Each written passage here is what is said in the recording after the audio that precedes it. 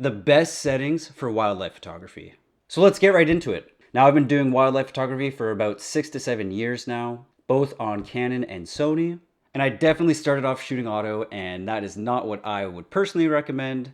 Not to hate on anyone that shoots on auto. I know plenty of photographers out there that shoot on aperture priority or shutter priority. But for me personally, I like to shoot on manual and auto ISO. And that is what I'd recommend you shoot on if you were to ask me. Now, why am I recommending to shoot on manual and auto ISO? Well, it's because you get the most control out of your camera. You get to choose your aperture and your shutter speed. And for me personally, I always find that I like to dial those in and then I just put my ISO to whatever I need it to be at that time. So I don't mind my camera choosing that for me, specifically when wildlife moves really quickly and I might need to change that ISO very quickly as well. So let's jump into aperture. Now, on a very high level, aperture is the opening of your front lens. And as you move up from your lower ISOs from say 2.8 to 16, your picture is going to get darker.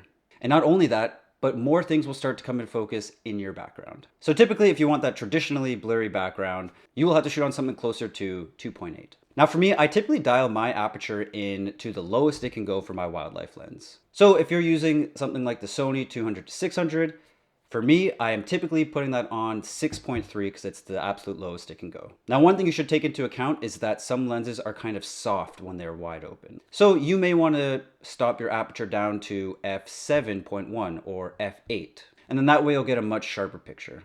Sometimes I myself drop it down to f9 if I'm looking for that really sharp picture and I've got a lot of light. So know your lens, know where it's sharpest, and if you can afford using it wide open to get more light, then that's what I would recommend.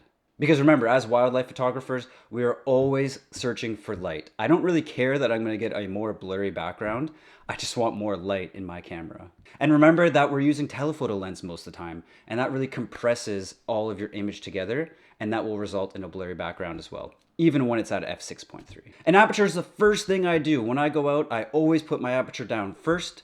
So second, I jump to shutter speed. So shutter speed is just how long your shutter is exposed to the light. So I shoot on the Sony a7 IV, and the lowest shutter speed I can go is 30 seconds. That means that it's going to be taking a picture for literally 30 seconds. And during that time, a bunch of light is going to pour in onto your sensor, resulting in a much brighter image. And then on the faster end, I'm not really sure what it goes up to. I think it's something like 1/2000th of a second, or maybe even 1/3000th of a second. And that is only going to take a picture like that. So that means it's not going to be letting as much light in, and it's actually going to make your image a lot darker. So you need to balance out how much light you need and also how you want your image to be. Do you want it to be frozen in time, or do you want there to be a little bit of motion blur? Now, shutter speed is really important for getting a sharp image, and I find a lot of the time that intro level photographers may not just have their shutter speed dialed in appropriately, and that's why they're getting a little bit of a blurry image. Now, most of the time you want your shutter speed to be double your focal length, but at the very least at your focal length. So when I'm using the 200 to 600 and I'm out at 600 millimeters,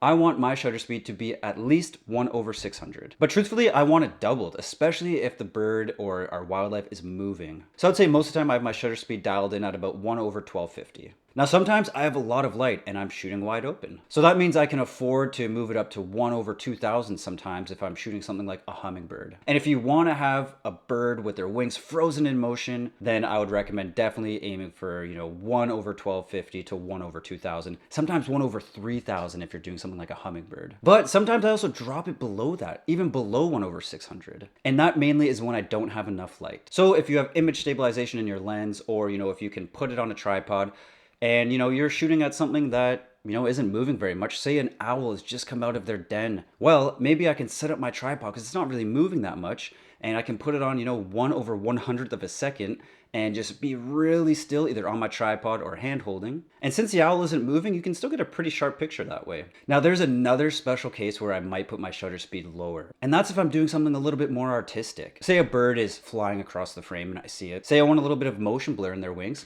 I might actually put it a little bit lower, and then that way you'll actually capture some motion blur in their wings, which can be a really cool shot. Now this might take a little bit of practice because you definitely still want their face to be in focus and sharp, but you want their wings blurry. So, this might be a little bit of trial and error, but it can end up in some really amazing photos. Okay, on to ISO. So as I said, ISO is kind of what I think of last. ISO on a high level, you can kind of think of it as artificial light. So, after I've dialed in both my settings for aperture and shutter speed, I just think, well, how much more light do I need? And then I just adjust my ISO accordingly. Now, since I have to do that by myself, why not just let the camera do that? And when I do that, I always keep an eye. Sometimes it goes way too high, but you can use zebra lines to really help with this. So zebra lines, of course, if your picture's getting way too bright, they'll show up and say, hey, this picture is bright, by the way. You need to lower your exposure. So I'll put that on sometimes and I'll be like, oh my gosh, my ISO is way too high. Flip it back out of auto and then just move it myself. But having it on auto can also be very beneficial because, as you probably know,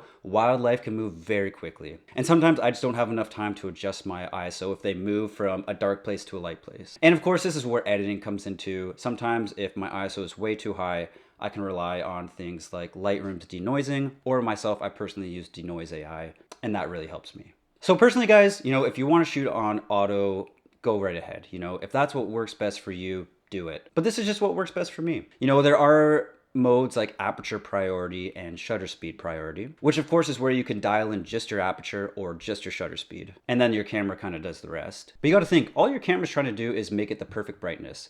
It doesn't know what your motives are. Maybe you want a really sharp image, but you also want your bird to be, kind of artistic and just the face is sharp, but there's some motion blur in the wings. If you're on shutter speed priority or aperture priority, your camera isn't gonna know that. So this is still a little bit of a form of automatic because ISO is auto, but you have so much more control over your shutter speed and your aperture, and it's really not that much more difficult. Okay, so moving past the manual ISO, white balance is next. Now for me, I just use auto white balance, mainly because if I'm doing photography, then, I shoot in RAW and you can fix that in post. And then that way, that's just one less thing for me to focus on. Now, the other big one for me is back button focus. Now, this is a setting that I've used for some time now. I just find it so much easier to just put my thumb right on the back button, and my shutter does not control any of my autofocusing. Now I use that with continuous autofocusing. If you're on Sony, that's AFC, and I believe it's called AI Servo for Canon. And of course, you want it to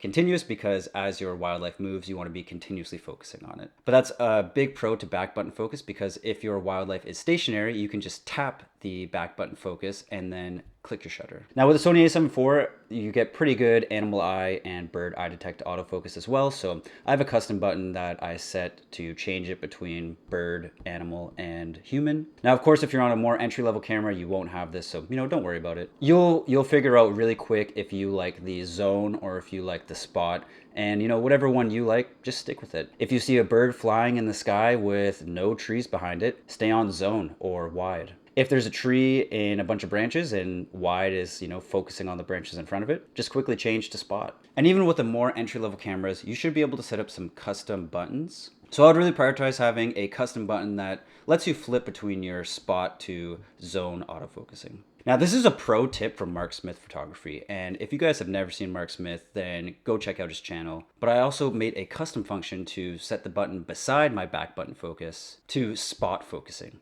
And then that way I can just change between my zone focus and spot if, there's wildlife behind branches. And that has been game changing for me. And if you want to see how to do that, go head over to Mark Smith's channel and he does a video guide setup specifically for Sony how to do that. Now my shutter is on mechanical mode most of the time. Now this is greatly going to depend on what kind of camera you use, and maybe your camera doesn't even have silent mode, it only has the mechanical shutter, and that's totally fine. Because again, that's what I use 95% of the time. And I'll only really change it to silent mode if I have a stationary subject that I don't want to scare away by having a loud shutter. Because in the a7 IV and some of the more cheaper cameras, even cheaper than the a7 IV, of course, there's just really bad banding in my images. Obviously, that's a pretty big gripe with these kind of mid-tier intermediate cameras, but at the same time, that's reflected in the price of them too. And something I love with custom functions is that, I can just change from silent mode to mechanical shutter with just one click of my custom function button. Now I am shooting on high plus, which gives me 10 frames per second, and I recommend that you try to get the most out of your camera, of course. Now if you're shooting with the more expensive cameras that do,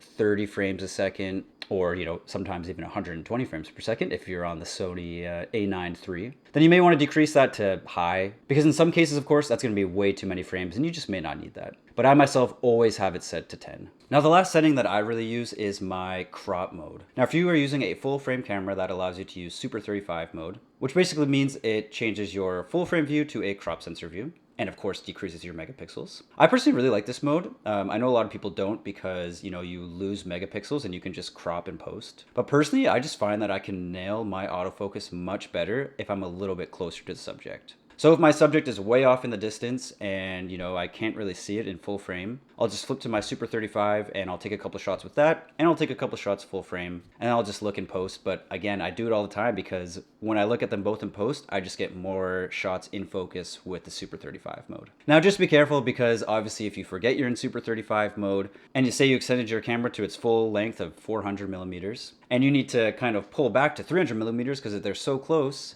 well, obviously you're losing megapixels and you're not at your full range of 400. So if you are using this mode, I just have it set to a custom button. So I'll just push it here and there to make sure that I am in full frame mode. So everyone, those are some of the wildlife settings that I personally use and that I've had success with. Again, if you want to shoot on those automatic modes, all the power to you. You can still get great shots in those modes. But if you're asking me, I personally recommend these settings, as it's what I've had success with in the past.